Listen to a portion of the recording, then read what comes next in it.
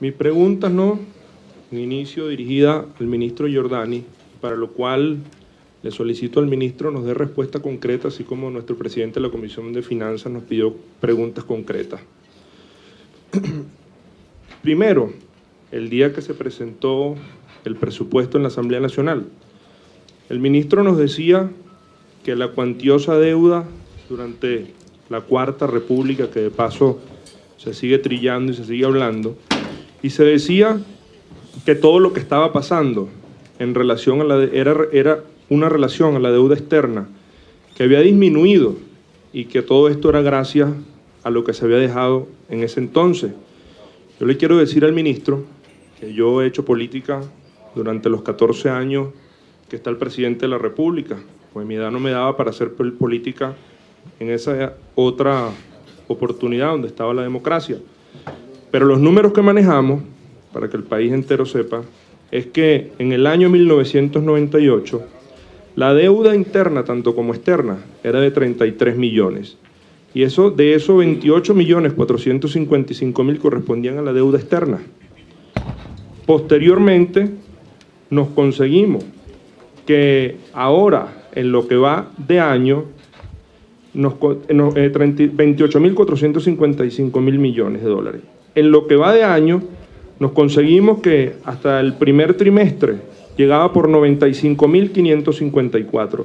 Y sumando lo que es fondo chino, lo que es cada una de esas otras endeudamientos que se han venido dando, dentro de ellos un nuevo procedimiento que se experimentó a partir del año pasado, que era una ley de endeudamiento y se ejecutó este año por el orden de los 30.000 millones de dólares, nos conseguimos que es probable que esta deuda llegue a más de 212.000 millones de dólares.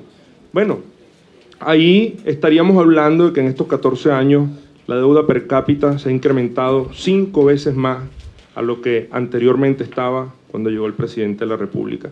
Y mi pregunta es, ¿qué está pensando el ministro Giordani para que los venezolanos no se sigan incrementando este tipo de deuda, tanto externa como interna, e ir solucionando esa grave problemática que se ha venido arrastrando en el tiempo?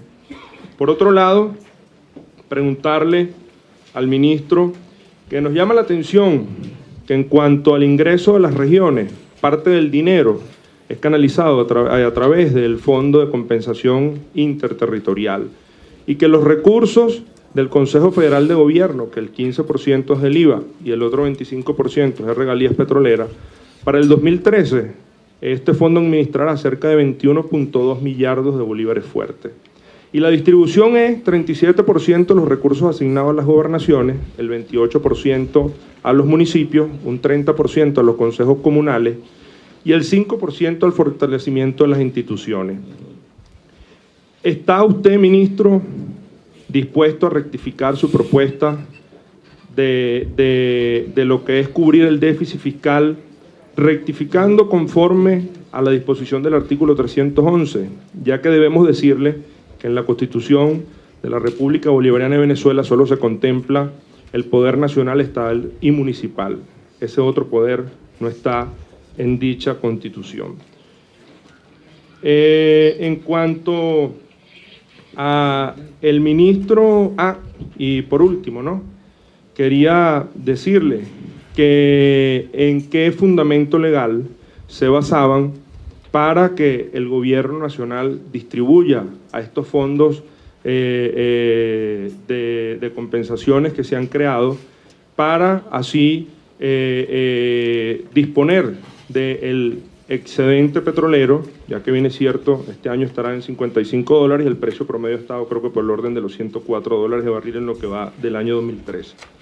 Al ministro Ramírez, decirle, 2012, perdón, al ministro Ramírez, preguntarle, ¿no?, a ver qué posibilidades hay, que nos muestre no solo a los diputados de la Asamblea Nacional y de la Comisión de Finanzas, sino al país, y le agradeceríamos nos haga llegar una copia de ese contrato, ¿no?, del suministro de PDVSA a China, porque queremos saber quién paga el flete, si son ellos o es PDVSA que paga el flete.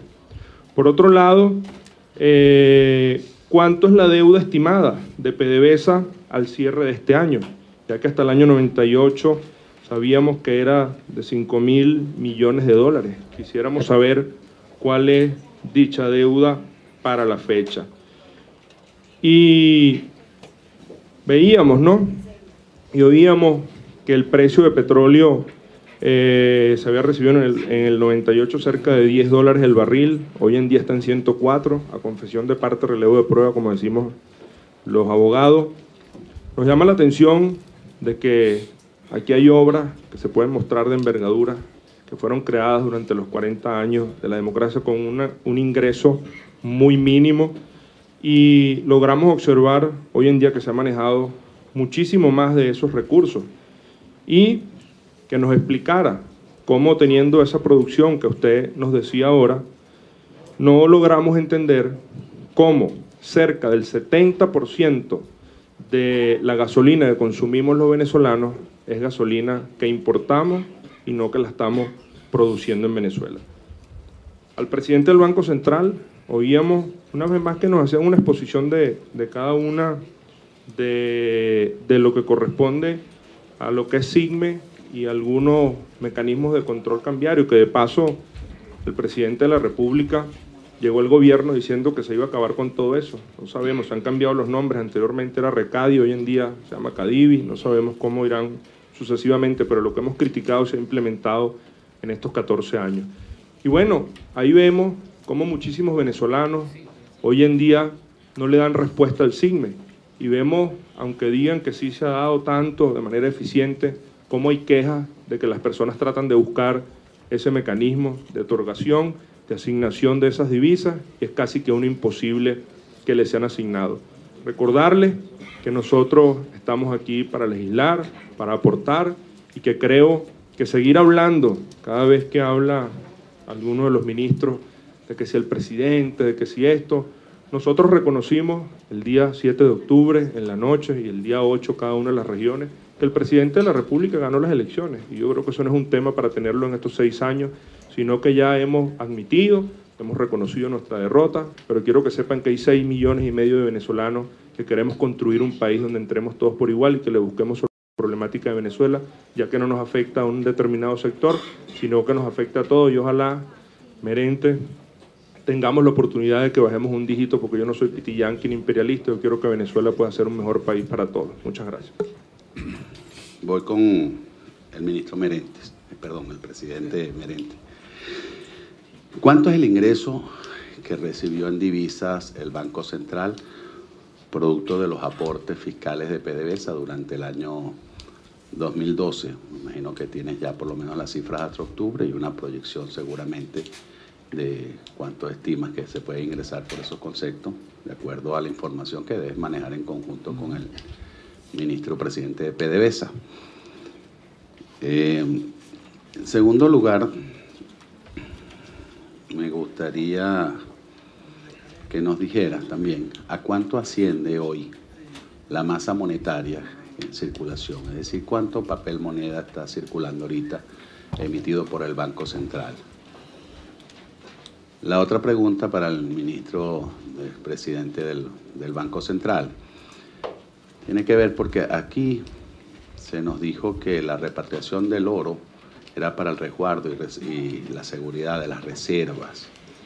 Y el año pasado, este año fue de conocimiento público una operación mercantil de venta de oro, creo que de 4.9 toneladas, y se habló de otra cifra luego allí. Bueno, tú confirmarás cuál es la cifra. Pero efectivamente se vendió oro.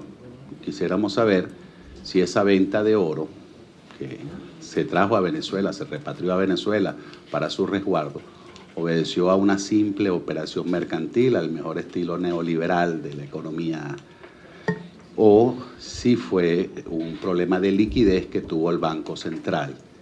De ser así, con tan extraordinarios ingresos petroleros, porque tuvimos problemas fiscales en moneda extranjera. Al presidente de PDVSA me gustaría preguntarle, porque él habló de unas cifras del aporte fiscal de este año, ¿no? Entiendo 60 millardos de dólares. ¿Eso incluye el estimado al 31 de diciembre o es lo que lo que llevamos al 31 de octubre. En todo caso, también hablamos allí, afirmó usted, que de los 3.100.000 que estamos produciendo, 2.400.000 barriles se están exportando. 2.400.000. En todo caso, bueno, la cifra sí es mayor, usted me la corrige. Y habló también de un precio promedio cercano a los $105 por barril. Sin contar que, bueno, hay un diferencial de 700.000 barriles que debe ser el consumo interno, etcétera, ¿verdad? Y asumiendo que solamente estamos vendiendo petróleo, no estamos refinando, que tendría otros ingresos adicionales. Lo multiplico y me daría 2.400.000, estoy utilizando una cifra, una calculadora de un teléfono.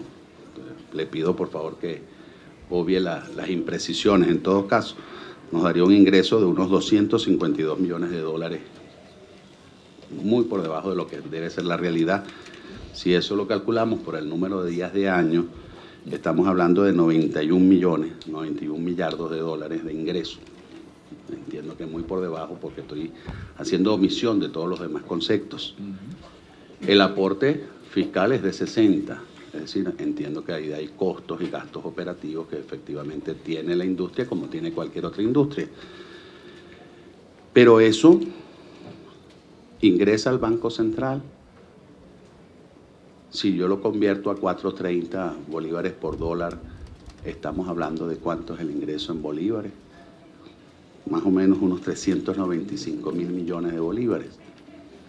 O sea, no sé, las cuentas no me cuadran mucho y me gustaría que por un lado el Banco Central me dijera cuánto ha reportado el Banco de Petróleos de Venezuela al Tesoro y por otro lado si efectivamente esa es la cuenta o hay otros mecanismos, hay dólares que no ingresan al Banco Central o cómo se está manejando esto, porque la verdad que la cifra, la diferencia es muy grande y no entiendo, ¿no?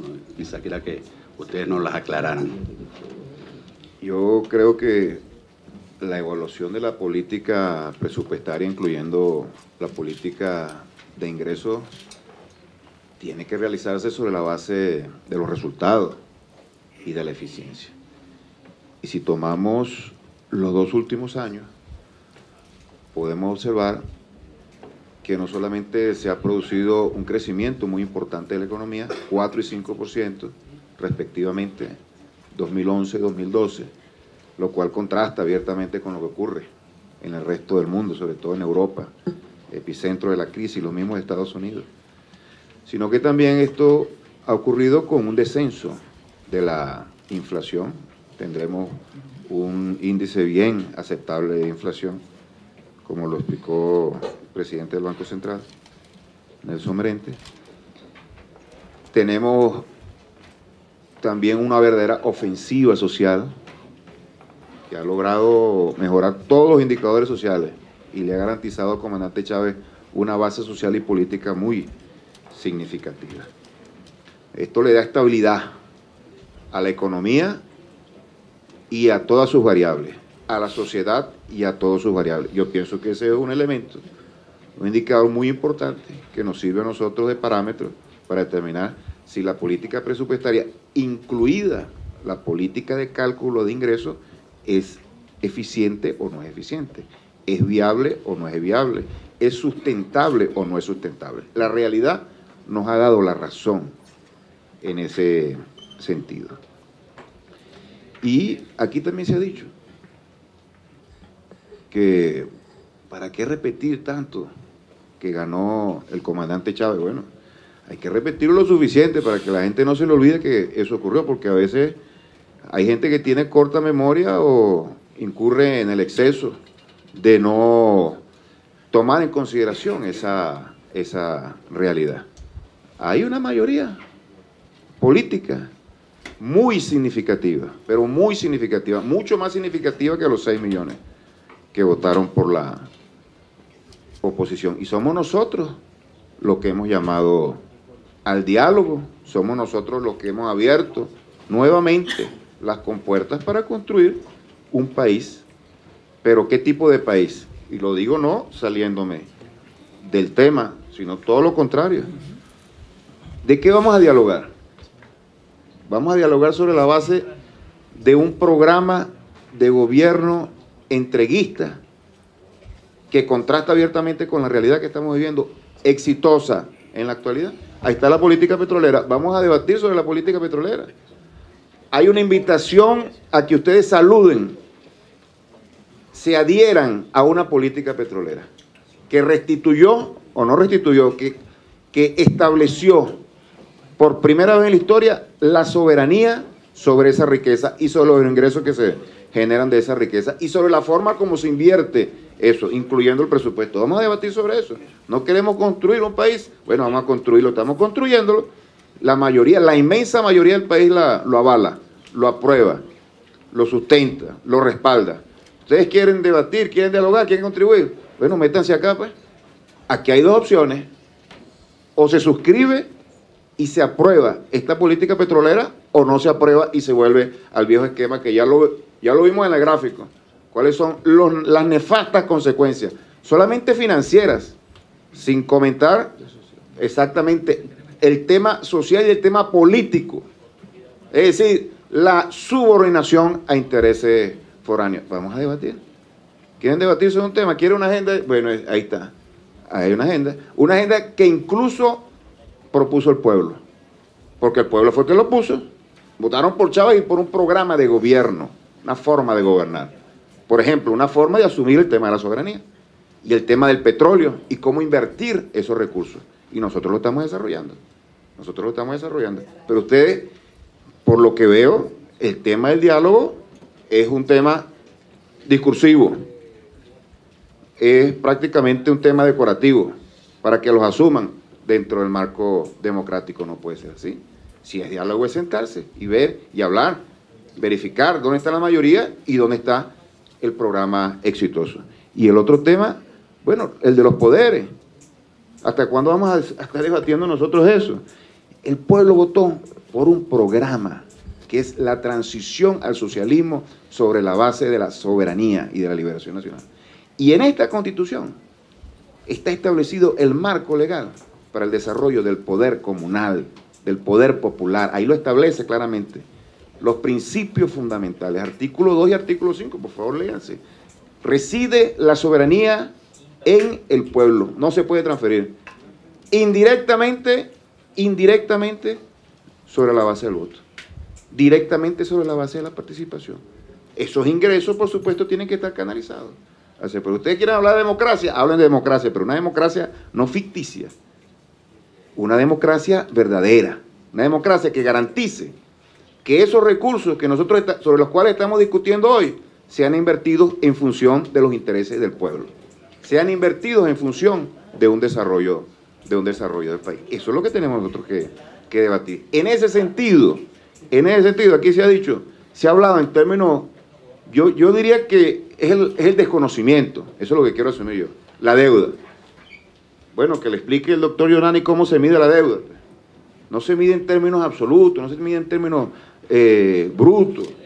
Es una relación muy sencilla, que le explique, por favor, el doctor Giordani cómo se mide la deuda y cuál es el progreso, el avance que hemos obtenido nosotros, registrado nosotros en materia de deuda. Y no solamente en términos cuantitativos. Yo quisiera que también le explicaran a los diputados de la oposición cuál es la relación de soberanía que existe en relación de la deuda, porque en el pasado, sobre la base de la deuda, se entregó el país al Fondo Monetario Internacional. Con eso se rompió. Entonces, que nos explique el ministro Giordani cuál es el avance que se ha logrado en esa materia igualmente. Y no podemos escurrir el bulto. No podemos decir, bueno, no, yo estoy en un partido, ya yo no sé de eso. Y no, son los intereses. Son los intereses económicos y los intereses sociales que cada uno de nosotros representamos. A nosotros no tenemos ningún complejo en decir que somos instrumentos de los intereses populares, no tenemos ningún complejo. Tema político. Lo político está estrechísimamente relacionado con lo económico. Como el gran cambio político que se produjo en el país, es decir, el desplazamiento de una clase social por otra en el ejercicio del poder, redunda en la obtención de esos recursos y la inversión, la obtención de esos recursos y la inversión de esos recursos. Y no solamente que lo hagan, por favor, aquí a nivel nacional la historia de un pasado que todavía está aquí sentado, independientemente de que sean otras caras, y bueno, el futuro que nosotros somos los que lo representamos, sino cuál es la enorme diferencia que hay en una comparación internacional. Tomemos nada más el caso de los países europeos. Gracias, presidente. Sí, 3 preguntas centrales, ¿no?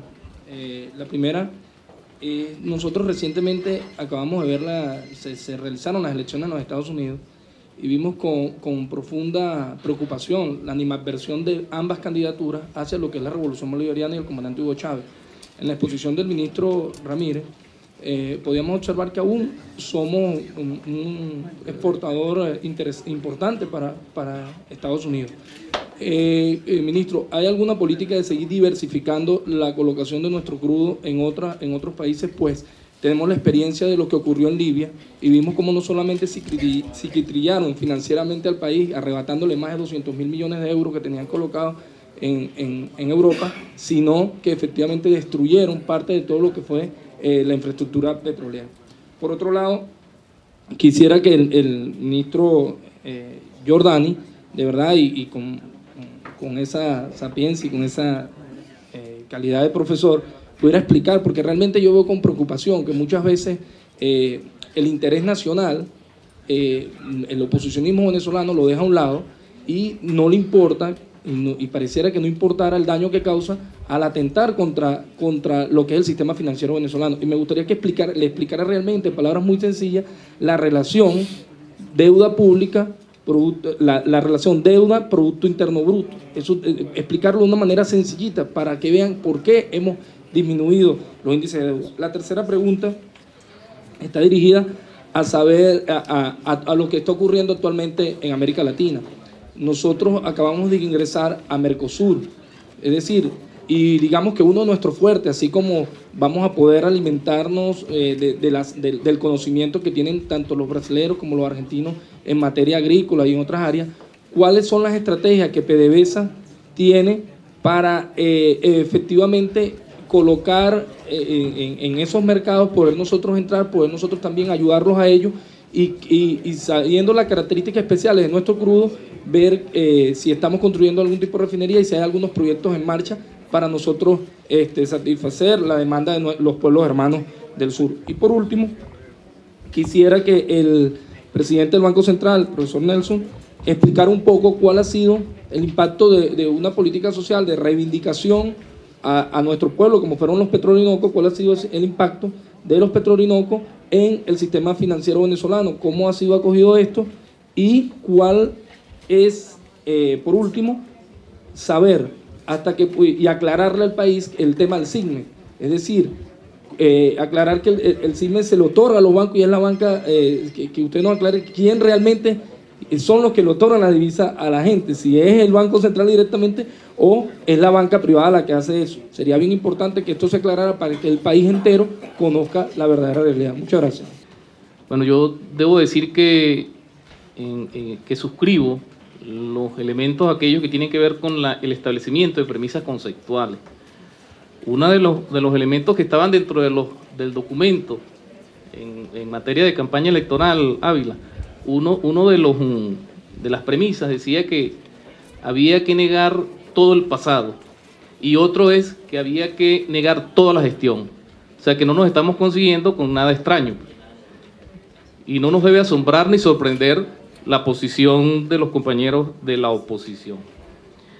Yo quería hacer en ese sentido dos preguntas relacionadas con el tema de la deuda externa, del carácter de la deuda en estos momentos, no solo del monto, de los montos, sino del carácter de la deuda en estos momentos. Por allí se está diciendo de manera temeraria que en el presupuesto nos estamos endeudando para pagar la deuda. Entonces, que se diserte un poco, que se explique un poco a estos compañeros que mantienen esta posición, lo relativo al tema del monto y del carácter de la deuda. Por otro lado, el ministro Giordani, cuando hizo la exposición en la sesión plenaria, hablaba de la articulación con los ejes estratégicos del primer Plan Nacional Simón Bolívar y con el segundo Plan Nacional Simón Bolívar, con los objetivos históricos. Entonces, ¿de qué manera esta distribución de este presupuesto nos va a seguir contribuyendo con el crecimiento económico del país? Y por otro lado, unirme al planteamiento que está haciendo el camarada Uber relacionado con el tema de las reservas. ¿De qué manera? ¿Cuál es la optimización de esos resultados en cuanto a algunas acciones que se han tomado con respecto a la reserva, en cuanto a los niveles adecuados, en cuanto a la repatriación de las reservas de oro, para nosotros seguir avanzando? Entonces, esas tres preguntas en concreto, camarada. Bueno, el oro. Venezuela, en los años 90, trasladó el oro a varios sitios de Europa, alrededor de 160 toneladas de oro. Entonces, la pregunta técnica que hay que hacerse, ¿es correcto tener toda esa cantidad de oro allá pagando euros para que te lo guarden, te lo custodien? ¿Por qué toda esa cantidad de oro está allá? Bueno, nosotros nos hicimos las preguntas técnicas y concluimos que solamente dejando alrededor de 50 toneladas era suficiente para hacer todas las operaciones que hace un banco central central de todo el mundo, alrededor de 50 toneladas. Y con la precaución que la economía, dejamos 50 toneladas en sitios diversos de la economía, de la finanza, y no trajimos el resto, porque técnicamente no tiene sentido tener un bien, y sobre todo en estos momentos de perturbación gigante en la zona euro, que era donde estaban las reservas en oro. O sea, yo creo que si tú vas a hacer operaciones, tú tienes que tener la magnitud de la operación. Venezuela siempre ha tenido oro, bueno, desde el Dorado, pues, desde el Dorado, ¿no? De 1980 hasta los años 90 se produjo oro, se extrajo oro, se refinó oro y se vendió oro. Siempre se vendió en el 80, 81, 84, 90, 95, porque Venezuela produce oro. O sea, en Venezuela hay empresas, en este caso ahora nacionales, producen oro, se lo venden al Banco Central, ya refinado bajo cierto grado de refinación, es el Banco Central, lo manda a refinar en oro monetario y lo vende o lo deja en la reserva. La diferencia ahora es que nosotros tenemos este doble método. Anteriormente todo se vendía, porque si usted ve las reservas en oro desde el año 80 hasta los años 98, 2001, 2002, es la misma cantidad. Sin embargo, producimos oro, refinamos oro e hicimos oro monetario. Ese oro monetario antes era contabilizado en una cuenta aparte y se vendía, se hacía rollover, se vendía, bueno, era política la época.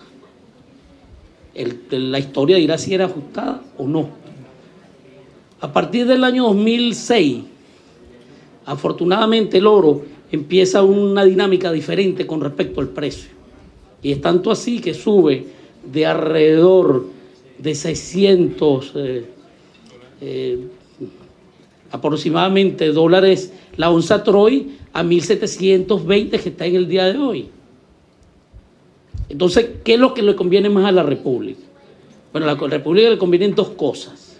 Si tú compraste un oro en bolívares a 800 y está en 1.700, te conviene agarrar la ganancia. Pero también te conviene seguir acumulando oro. O sea, las dos estrategias, pues. Vendiendo y acumulando. Nosotros, por ejemplo, vendimos 4,9 toneladas de oro. Ya de esas 4,9 ya acumulamos 2. O sea que el déficit, si es que se puede llamar así, es 2,9. Y cuando cierra el ejercicio fiscal, ya estamos parejos. ¿Cuál fue la ganancia?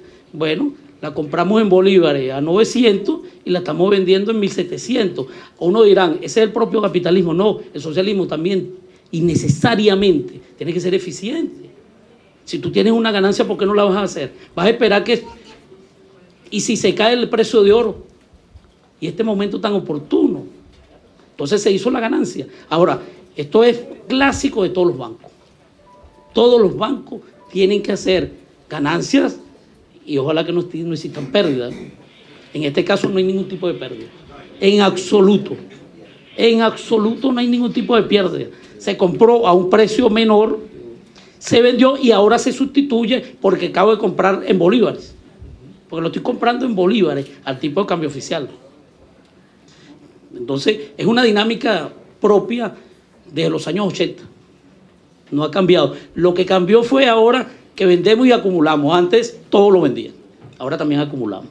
Este año se tiene pensado estar entre 6 y 8 toneladas de refinamiento. Bueno, si se llega a 8 toneladas, acumularemos unas cuantas y vendimos las otras. Para el próximo año nosotros quisiéramos tener entre 10 y 15 toneladas. Dependiendo de la dinámica, acumularemos un porcentaje y venderemos el otro. Y dependiendo cómo esté el mercado. Eso es una política que creo que es sana. Creo que es bastante sana. Entonces, diputado, eso es la explicación técnica, muy profesional. Tenemos 50 toneladas, no nos lo trajimos todo. Dejamos una parte porque precisamente hay que hacer operaciones técnicas de reporto, hay que hacer hay que hacer de todo lo que hacen los bancos centrales de toda la parte del mundo. ¿Es suficiente lo que se tiene allá? Bastante. Uno nunca hace operaciones de más de 4, 5, 7 toneladas en un momento. O sea, vender 20, 30, 40 toneladas es una locura. Porque primero que tumbas el precio.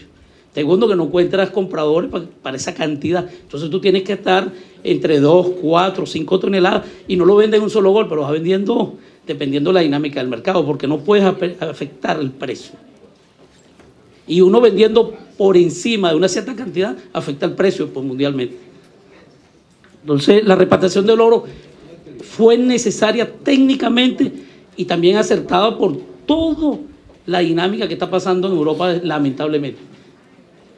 Si nosotros, donde tenemos el oro resguardado, llega a quebrar uno de esos bancos, no se pierde, pero entra en un proceso de litigio judicial hasta tanto se compruebe la quiebra del banco. Y eso sí sería bastante irresponsable. Dejar 160, 200 toneladas ahí a discreción de bancos que, por cierto, hacen esto que yo le estoy diciendo, pero con el oro venezolano. Y aparte de eso, uno tiene que pagarle. Uno tiene que pagarle. Respecto a la masa monetaria, mire, aquí hay temas de investigación. No solo de números, hay que investigar, hay que meterse en temas de la economía venezolana desde un punto de vista de ahora otros modelos macroeconómicos y modelos diferentes, porque nosotros, por ejemplo, la masa monetaria circulante aumentó 60% respecto al 2011 con respecto al 2012. Sin embargo, la inflación cae 10 puntos.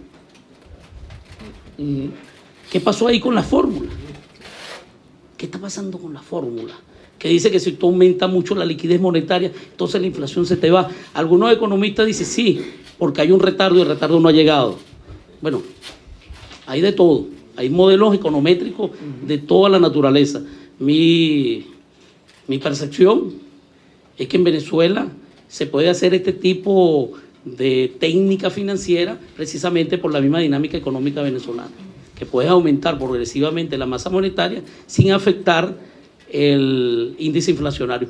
Más aún para nuestro pueblo, hubo un momento que Venezuela disminuyó su masa monetaria y la inflación brincó el doble o el triple, llegamos a 80%, disminuyendo la masa monetaria. Otra vez el principio de la fórmula econométrica no se cumple. Entonces, mi reflexión es que hay que trabajar mucho la parte de investigación, a ver si podemos sacar un modelo econométrico que sea más ajustado a la realidad venezolana. Las circulantes son 182.616 millones. Ese es el circulante, porque aquí hay varios términos técnicos. Está el M2, está el M1, está la capacidad bancaria, lo que tienen los bancos guardados, que está alrededor de 52.000 millones. Hay varios elementos que están aquí, ¿no? Pero lo importante no son estos números nada más, es cómo se está comportando la economía. Porque si tú haces todos estos movimientos de ampliar la base monetaria, de impulsar el gasto público y disminuyes el crecimiento o la inflación se te impacta, bueno, estás reprobado. Ahora, si tú expandes el gasto público, aumenta la masa monetaria, crece el producto, decae la inflación, decae el desempleo y tiene mejora, al menos, por lo menos, hay que estudiarlo. Yo no digo que lo apruebe, pero por lo menos estudia, hay que estudiar lo que está pasando, ¿no? Entonces esa es la respuesta, estimado amigo Marquina. ¿Cuánto nos vende petróleo de Venezuela? Bueno, petróleo de Venezuela, ahí está su presidente, necesita sus gastos internos en divisa, necesita sus cuestiones operacionales de inversión para seguir manteniendo los pozos o para recuperar algunos que son extremadamente difíciles. La faja es otro tipo de petróleo que también necesita combinación, ¿no? Ahí está el ministro que puede explicar mejor este tema. Lo que sí le podemos decir, nosotros semanalmente nos reunimos, Petróleo Venezuela, Ministerio de Finanzas y el Banco Central, para hacer los ajustes de venta de divisas. Hasta este momento nos han vendido alrededor de 33.000 millones de dólares. Ahora recuerden que los dólares generados por petróleo, hay algunos gastos internos en cuestiones de investigación, en sus cuestiones operativas internacionales. Hay otros que van a Fonden. Y bueno, lo que venden a la reserva son suficientes. Bueno, para las exportaciones, para las importaciones, para el pago de la deuda, están equilibrados. Está el ingreso, está lo que está en la reserva. Hay banca pública y banca privada que pone títulos también ahí. Y indudablemente que el portafolio adquirido del Banco Central también lo pone. Por cierto, no adquirido en dólares, no adquirido por las reservas internacionales. El portafolio que tiene el Banco Central no es adquirido a través de los dólares que tiene el Banco Central, es adquirido en un mercado primario, un mercado secundario en bolívares. Porque bueno, había operaciones dólar-bolívar. Nosotros lo adquirimos en bolívares y sometemos esa cantidad. ¿Cuánto es aproximadamente diario? Alrededor de 40, 60 millones de manera nominal. Eso se le entrega, hay una distribución ponderada por banco, tanto banco público como banco privado, ponderada. ¿De cuál es la ponderación? Bueno, el tamaño del banco y de la eficiencia del banco. Y el banco a sus clientes le otorga. El Banco Central no otorga a ningún cliente ni a ninguna empresa. El Banco Central lo entrega al sistema financiero, tanto público como privado, en lo que se llama la banca, pues. Y ellos, de acuerdo a la metodología interna, asignan. Hay imperfecciones, diputado. Y nosotros reconocemos las imperfecciones. Y probablemente tendremos que ir modificando a futuro la cuestión de los viajeros. Por cierto, los viajeros no solo se van por el CISME, por Cadive también se pueden ir. Entonces, bueno, si hay imperfecciones se pueden corregir. Es posible corregirlo. Lo que sí le puedo decir que, bueno, usted tiene 120 millones por Cadive para la economía, alrededor de 60 nominal, porque los títulos dependen del valor. Hay a veces que están a 90, hay otro título que está a 85, otro que está en 90 y pico, y dependiendo de ese tipo de valor, bueno, lo que usted tiene es valor efectivo. Entonces, bueno, pero nominalmente está alrededor de entre 40 y 60. Es decir, que si uno suma los dos, usted está entregando de manera real 130 millones de dólares en efectivo y de manera nominal 60. Usted le está metiendo a la economía alrededor de 170 millones o más de dólares diarios, ¿no? Los días bancarios. Si el lunes bancario no se trabaja, bueno, ni sábado ni domingo.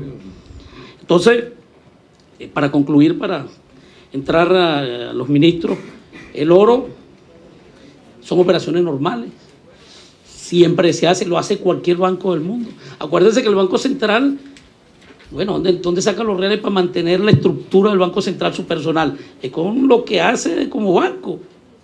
O sea, nosotros no pasamos que si el Ejecutivo un crédito adicional, no, nada de eso. Es lo que genera el banco de sus actividades propias, tanto en bolívares como en dólares, y para pagar el personal, para la tecnología que necesita, para el cambio de las investigaciones. Un banco central tiene que hacer investigaciones de estas cosas que acabo de decir. Los modelos econométricos no se pueden venir e implementarse aquí como que si fuera un traje. Vamos a ponérselo en el somerente el traje, eso no es así. Uno tiene que hacer las investigaciones e inclusive si los modelos econométricos no son adecuados porque no miden la realidad, tú tienes que crear nuevos. Esos son gente investigadores. Entonces, investigadores internos, investigadores externos. Afortunadamente, y hay que reconocerlo, el Banco Central tiene un profesionalismo tradicional. El Banco Central acaba de cumplir 72 años y la gran mayoría son los mismos técnicos de toda la vida, personas de 30, 20, 15 años con un profesionalismo Hay algunos que dejan escapar informaciones de vez en cuando, pero eso es normal. A nosotros también nos llegaban informaciones cuando estábamos en la oposición. Eso también es normal. Sin embargo, lo que no es normal es la interpretación a veces. Por ejemplo, un escándalo que vendieron 5 toneladas. Chamo, si antes se vendieron 149 toneladas y no pasó nada. ¿Por qué? Además que hay que explicarle a nuestro pueblo por qué se hace. No, que se vendieron porque está ilíquido. Bueno, pero antes las reservas líquidas estaban en 15.000 y se vendía también. Son dinámicas económicas. Yo imagino que en el pasado se vendía porque no tuvieron la previsión de ver si se iba a subir a futuro. Si lo hubiesen tenido, probablemente hubiesen guardado. Sí, era muy baja, pero si tú eso bajo lo hubiese guardado, tuviera ahorita una ganancia exorbitante. Entonces aquí, lo prudente, yo creo que es vender y comprar.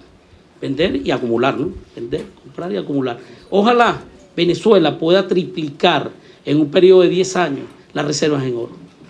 Porque yo creo que es un material financiero y de otro tipo que puede seguir teniendo valores estables. Tener solo dólares en un portafolio de inversiones es peligroso porque si se cae, pierde mucho. Tener euros solo también es peligroso. Tener las dos también puede ser peligroso porque ambas pueden caer. Claro, siempre hay un equilibrio. Entonces es preferible diversificar. Dentro de la diversificación tiene que estar el oro porque es un refugio. Casi todos los países del mundo están comprando oro. Nosotros tenemos que producirlo y tenemos que acumularlo y aprovechar las oportunidades correspondientes. Con esto concluyo. El convenio con China está en la Asamblea Nacional. Ustedes lo pueden buscar y lo pueden debatir, puesto que eso está allí. Son convenios internacionales. Lo invito a eso. El contrato son documentos que siempre tienen reservado PDVSA. Su pregunta es, ¿quién paga el flete? Son ventas que se hacen FOB, aquí en Venezuela. O sea, yo vendo en el puerto nuestro y se lo lleva otro transportista. De todas maneras, nosotros constituimos una empresa mixta con China para el transporte de buques de gran capacidad. Tenemos buques de 2 millones de capacidad cada uno. O sea que nosotros vendemos en Venezuela y de ahí es otra modalidad, ¿no? El comprador paga el flete, el que está comprando paga el flete, solo que además la empresa de transporte, para mejorar la rentabilidad para nosotros de ese negocio, es una empresa mixta 50 y 50 con China. Y tenemos buques, una flota ya de buques que nos está permitiendo atender los compromisos con China, con la India. Nosotros en estos días firmamos un contrato con Reliance, que es la empresa de la India más grande de refinación, hasta 400.000 barriles. Y eso, bueno, eso, además de que es muy sano por diversificación, es un tema económicamente muy favorable a nosotros. El único riesgo en esos contratos, que fueron los riesgos que siempre hubo en los viejos contratos, es que el precio lo ponga PDVSA, o los chinos, por supuesto. Y todos los precios de los contratos nuestros se rigen por una fórmula que establece el ministerio. Tenemos un equipo que encabeza el doctor Bernard Momer, que algo sabe de petróleo, y eso se establecen fórmulas de precios para el Atlántico, para el Pacífico, el mercado de Singapur, y eso se publica en una gaceta. Entonces ese es el precio mínimo. Fíjate cómo es el comportamiento de eso, y disculpen el diálogo, pero él hizo una pregunta muy específica.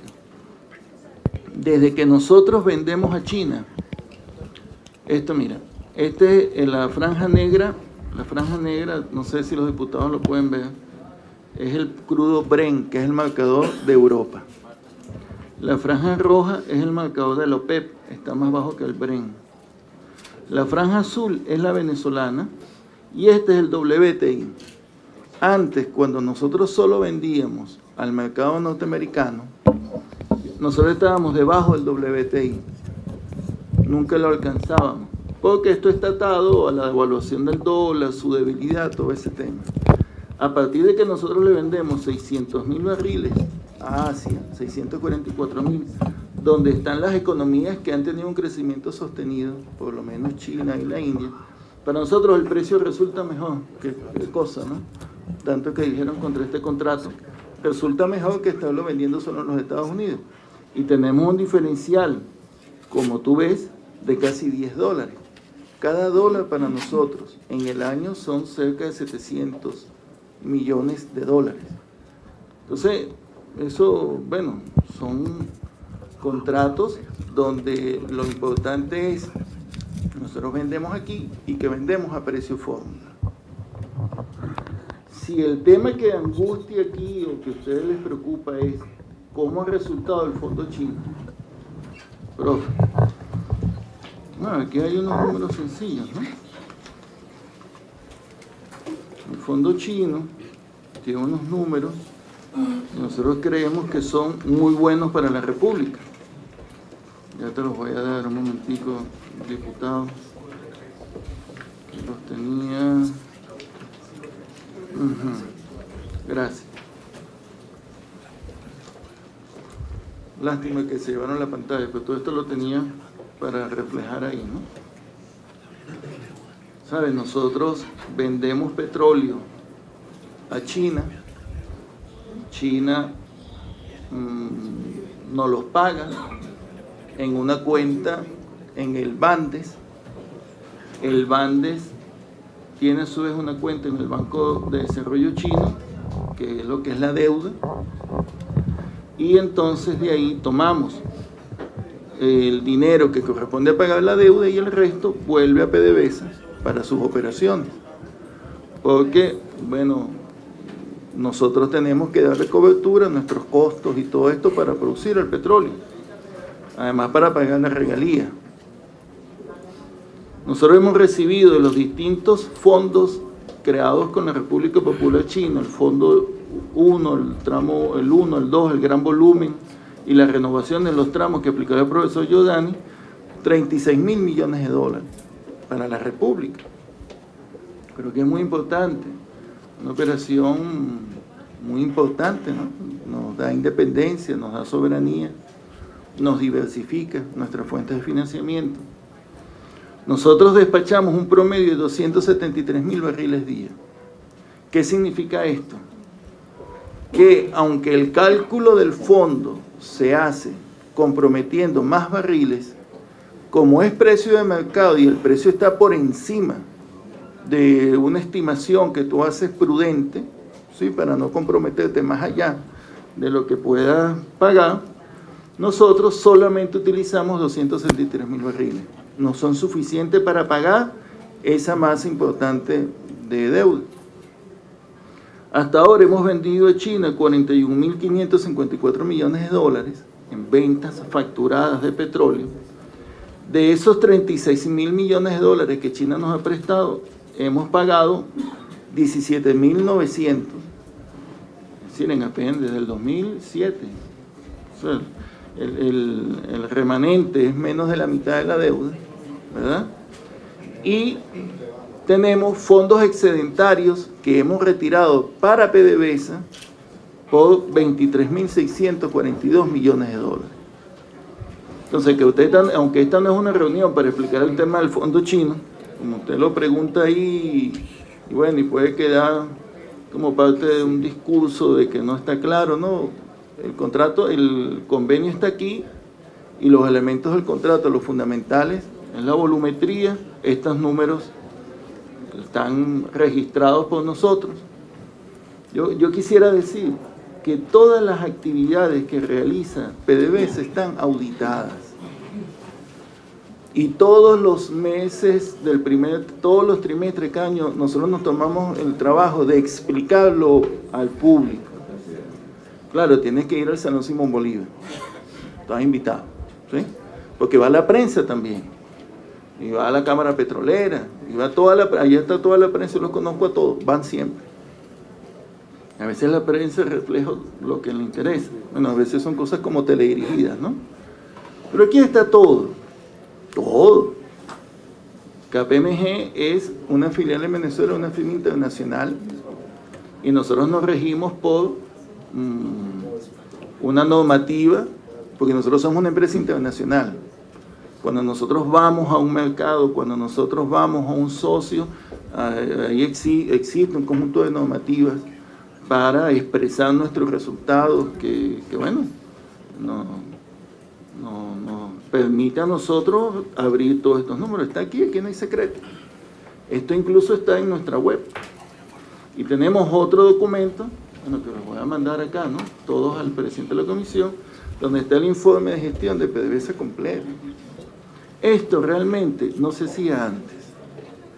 La vieja PDVSA hacía informes a la SEC, como tú sabes, la Security Exchange Commission, porque ellos iban a colocar a PDVSA en la Bolsa de Valores norteamericana. Y un requisito para estar en la Bolsa de Valores era que abrieras tus libros. O sea, son empresas en vía de privatización. Nosotros cuando nos retiramos de la SEC fue por un tema de principios. Nosotros no pensamos privatizar jamás nuestra industria petrolera, pero para tener los números y que lo tenga el país y la opinión pública y los que hacen opinión y los que querían estudiar, esto está publicado acá, está disponible. Esta es una firma muy conocida. No es que es la firma Los Tucucitos, los auditores que nos inventamos, no, es una firma que se rige por unos estándares internacionales. Por cierto, fue auditora muchos años de la OPEP, esta misma firma. Entonces ahí, bueno, es el tema este del fondo chino y esto. Luego, diputado, yo creo que usted está absolutamente desinformado respecto al tema de la gasolina. Disculpe, nosotros no importamos gasolina, y mucho menos la cifra que usted dijo, 70% del consumo de gasolina, creo que dijo. No, eso es falso. Está aquí también nuestra producción de gasolina, nuestro consumo. Hay un libro que publica el Ministerio todos los años, lamento no traer lo que es el podio, petróleo y otros datos estadísticos, que es un número muy importante. Lo invito, pues nosotros tenemos una producción de 452.000 barriles día, todos los días de gasolina, y tenemos un consumo de 298, más alto de lo que quisiéramos. Pero tenemos un superávit. Balance, nosotros exportamos. Lo que reflejan a veces los medios es que nosotros sí importamos algunos componentes de la gasolina. Es el MTB, el metilterbutil-éter, que es un oxigenante justamente para hacer gasolina limpia, verde. Entonces aquí había una planta, Ecofuel con Eni, y hemos acordado adquirirla para ampliar su capacidad y no necesitar importar más ese componente, ¿eh? Pero es lo único que importamos allá. Y además los números se confunden cuando nosotros hacemos intercambios con nuestra filial Citgo, que tenemos en los Estados Unidos, y nos intercambiamos productos. Entonces el Departamento de Energía norteamericana refleja entonces que se exportó a Venezuela, es porque salió de su territorio, pero no quiere decir que yo esté importando gasolina. Bueno, eran unas precisiones que quería hacer. Mencionaba, creo que fue usted, sí, del tema de que aunque nosotros ganamos y nos parece extraordinario que hayan reconocido el triunfo, ¿no? Yo creo que no había manera de negarlo tampoco, pero reconocido es muy importante como acción política. Habla del resto de los que no votaron por la opción bolivariana. Y ustedes se están abrogando como que si en todas estas materias ustedes no tuvieran el control. No. Vamos a debatir la política petrolera. Vamos a debatirlo. Y seguro que amplios sectores de nuestra sociedad, incluso los que no están con la revolución, están de acuerdo con lo que se ha avanzado acá y cómo se distribuye la renta petrolera. Pero ya eso es una consideración política, ¿no? De ustedes ahí. Hay un eco, disculpen. Pero bueno, esos temas, ahí no hay secretos en nada de esto. Marquina, como tú hiciste una intervención y mencionaste algunas cosas, tiraste unas cosas así, yo no voy a caer en ese tema contigo, no es ese tipo de política que yo hago, nunca lo he hecho. Podríamos hablar de ese tema 100.000 cosas. Pero yo sí creo que para el tema de la posición política, pues que se asume al respecto, yo no estoy diciendo, fíjate, que necesariamente el Grupo Araguaney tiene una responsabilidad penal. No. Ellos hicieron un planteamiento ante el país absolutamente lesivo a los intereses de la nación y del pueblo. Ahí está, es más que todo un posicionamiento político, así como las distintas comisiones al Congreso que aprobaron todo esto. De hecho, lo que nosotros hicimos ante la Asamblea Nacional con ese libro que te mostré fue una denuncia del planteamiento político de esto. Yo se lo voy a dejar al presidente de la comisión que estuvo ahí, estaba Rodrigo Cabeza. Es para revisarlo, ¿ves? Yo creo que son cosas que atentan contra el país y nuestras posibilidades de desarrollo. No son cosas penales. Más, mira, si hay unos temas penales que nosotros introdujimos a la Fiscalía, por ejemplo, no voy a mencionar nombres, cuando aquí se privatizó el campo Boscán, se dijo que eso era un campo marginal, producía 70.000 barriles, o sea, eso es la producción de cualquier país, ¿no? Y se le entregó a la empresa transnacional Chevron como un convenio operativo.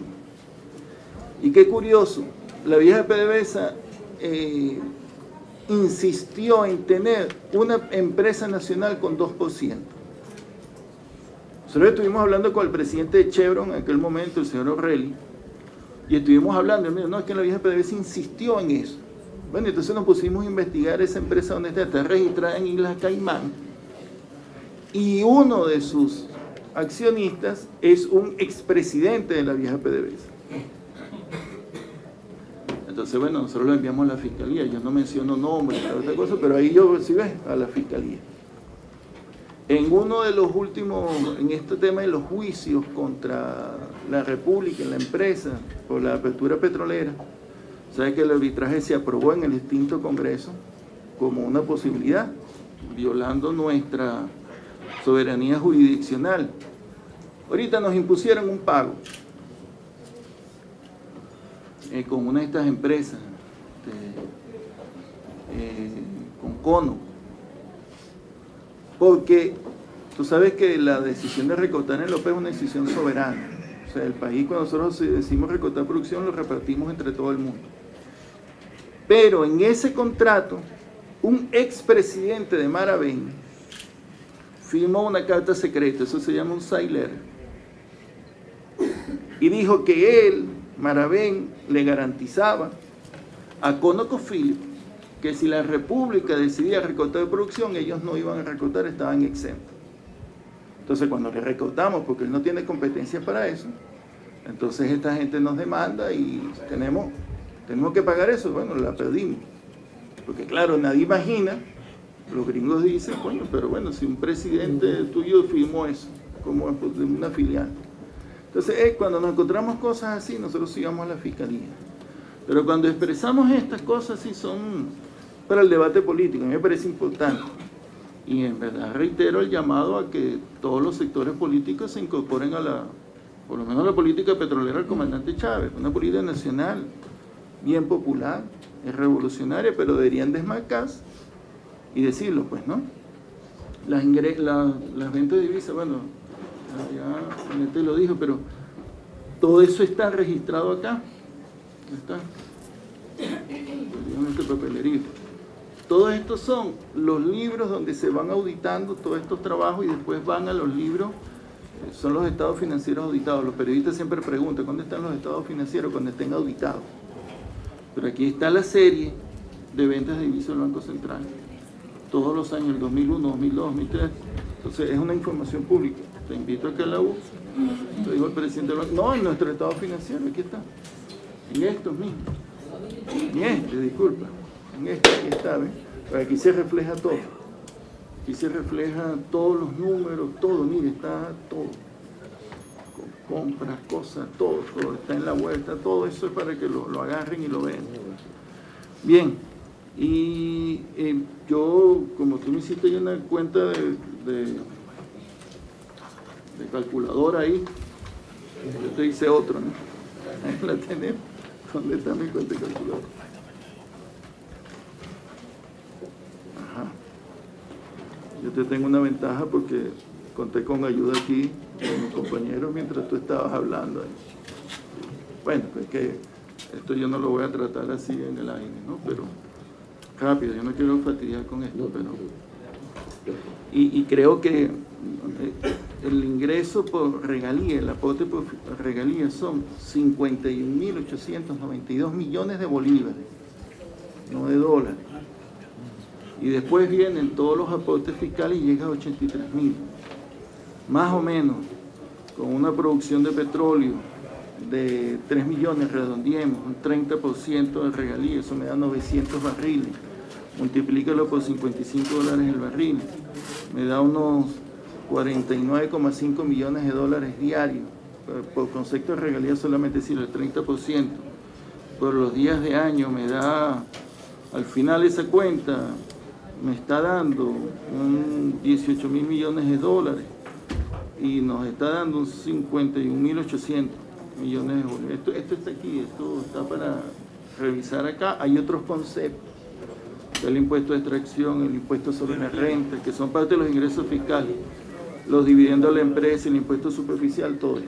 Pero la gran pregunta tuya es si todos los dólares... ¿Cómo? Si todos los dólares. Sí, claro. Claro. Pero yo creo que es como el presidente de la comisión. Sí. Ahora, la pregunta es, la que creo que está en el ambiente, es el tema de aportes al Fonden, por ejemplo, ¿no? ¿Sí? Ese tema del Fonden, yo lo puse ahí. O sea, nosotros hemos aportado al Fonden desde 2005 hasta este año, con lo que estimamos, 59.305 millones de dólares. Y este año en particular, bueno, ya nos falta muy poco, estimamos que el aporte sea de 15.572 millones de dólares. El año pasado fue de 14.274 millones de dólares. Esto, señores diputados, está en una ley. O sea, el que quiera ver cómo es el tema del mecanismo del aporte del Fonden y que dice que no está claro, que no es transparente, bueno, se puede aclarar acá en esta ley. Lo invito, mira.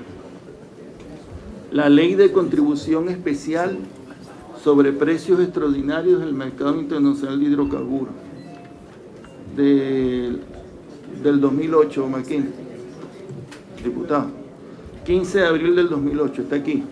Y aquí explica cómo es que funciona el tema del Fonden, no es ningún secreto, ahí está el mecanismo. Pero creo que eso es lo que está en el fondo de la pregunta. Hay aportes importantes al Fonden, sí. Está creado por ley el Fonden y está regulado sus aportes en una ley. Bueno, no sé si son temas de interés finalmente para los diputados o no, pero lo preguntaste preciso y lo trato de responder. Cualquier otro material yo lo envío a la comisión. El diputado Hubert Roa preguntó el tema de la diversificación de los mercados. Es crucial, es necesario, no solamente desde el punto de vista económico. Ya hemos visto todos los problemas que tiene la economía norteamericana, todas las declaraciones que ellos tienen como un objetivo estratégico lograr su independencia, está en el debate, han estado produciendo petróleos de esquisto, ya llevan 700.000 barriles de producción propia, están recuperando, y entonces ellos no es que no quieren depender de Venezuela, es que no quisieran para nada depender de los países árabes, y se refieren a ellos con epítetos muy feos, aunque son sus aliados políticos en muchas ocasiones, ¿no? Entonces, para nosotros, un país como el nuestro, que uno de sus objetivos históricos es la independencia, es muy importante diversificar. Por eso yo mostré ahí, lo dejo también, en qué medida hemos estado enviando a otros destinos. Es sano, y desde el punto de vista económico es bueno también. Y el impacto de los petrolinocos se lo dejo al profe. Gracias. La característica fundamental del gobierno del presidente Chávez es la transparencia. Y yo me voy a traer, a modo de ilustración, algunas cifras para que las conozca el pueblo de Venezuela y eventualmente desmiente algunas que se han tratado de formular acá. El endeudamiento en relación al Producto Interno Bruto el año 88 llegó a 84.8%. En el año 88-89, 84.8% de la deuda en relación al Producto Interno Bruto. Y en el año 95 llegó casi a 69%. En este momento está alrededor de 25.2%. Este es el endeudamiento del gobierno central. Y en promedio, en el periodo de 1989 al 93, la cifra era de 66.8%. En el periodo de 1994 a 1998 de 49.8%. Y en el periodo del presidente Chávez de 28.7% en promedio. Ahora fíjense ustedes que los datos, algunos que se dijeron, no sé si es por desconocimiento o por ignorancia, pero es bueno aclararlo. El endeudamiento que ha tenido el gobierno general durante este año ha favorecido el endeudamiento interno. Y con el endeudamiento interno damos un voto de confianza a la economía venezolana y a su vez luchamos contra la volatilidad de la economía internacional. Al finales de octubre, la deuda pública total alcanzaba 102.310 millones de dólares, no la cifra que aquí se dijo. Y de ello la deuda externa son 43.522,79%. Del total del endeudamiento que se tenía en 1998, 99, el 79.3% pertenecía a la deuda externa. Y en este momento eso se ha reducido al 54.8%. De esta manera, testimoniando lo que es una política desde el punto de vista de confianza en la economía internacional y de independencia a nivel internacional. En esa dirección, entonces la política de endeudamiento, como allí se mostró en la ley, va dirigida sobre todo a los proyectos. Y si nosotros hacemos historia desde 1974, cuando se aumentó los precios petroleros aproximadamente de $3 a $11 el barril, aquí lo que se produjo fue un endeudamiento no solamente del país, sino que posteriormente un digno señor dijo que había sido engañado y había reconocido lo que es la deuda privada como deuda pública. Eso no ha ocurrido en este gobierno del presidente Chávez y no va a ocurrir. Cada quien que asuma su posición. Ahora fíjense entonces, para ilustrar otro elemento que mucho se discute en términos de lo que le han sido asignados a las gobernaciones en este año. A la gobernación del estado Zulia se le han asignado 12.138 millones de bolívares. Y habría que ver si se usa la misma transparencia en el uso de los recursos que usa el gobierno del presidente Chávez. Al estado Miranda se le han entregado 10.045 millones de bolívares. Y habría que ver si realmente esos recursos, dónde se encuentran utilizados. Al estado Carabobo, 7.932 millones de bolívares. Este año, sí señor, hasta esta fecha. Sí señor, a la gobernación. Les repito la cifra si no está claro. 12.138 millones al estado Zulia. Y por eso tendrán que responder las autoridades ante la población venezolana. Al estado Miranda, 10.045 millones de bolívares. Al estado Carabobo, 7.932 millones de bolívares. Y al estado Lara, para no seguir ilustrando, 6.683. Ojalá que el pueblo venezolano sepa a dónde fueron destinados estos recursos, como bien lo dice el presidente Chávez desde el punto de vista que es el administrador de la Hacienda Pública Nacional. Entonces, si quieren cifras, aquí hay transparencia plena en lo que hace este gobierno. Muchas gracias, señor presidente.